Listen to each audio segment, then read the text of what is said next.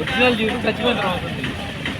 చచ్చిపోయిన తర్వాత ఆ ఒరిజినల్ జీవితం ఎలా వచ్చిందంటే యేసుక్రీస్తు వారు ఉన్నారు కదా, యేసుక్రీస్తు వారు ఎలాగైతే ఆయన మరణించి 3వ దినాన్ని తిరిగి లేచాడు లేచాడు.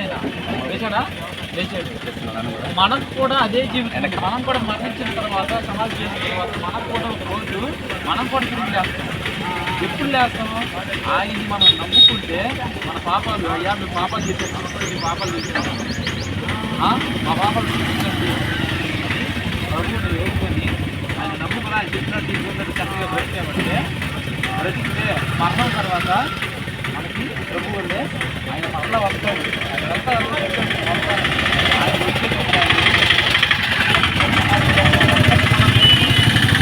నిజమైన జీవితం అని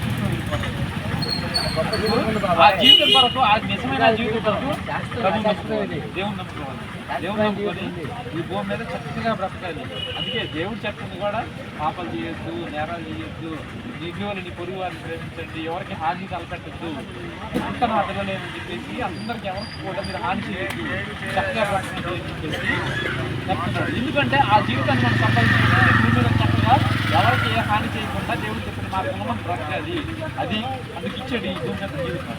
కానీ మనుషులు ఏదో విధంగా ఈ భూమి మీద నిర్ణయం జీవితం ఉంది, ఇదే శాస్త్రం జోలి సంపాదన మీద పడి ఒకరు మోసం చేయడానికి, ఒకరు చంపడానికి అన్ని సంపాదిస్తున్నారు.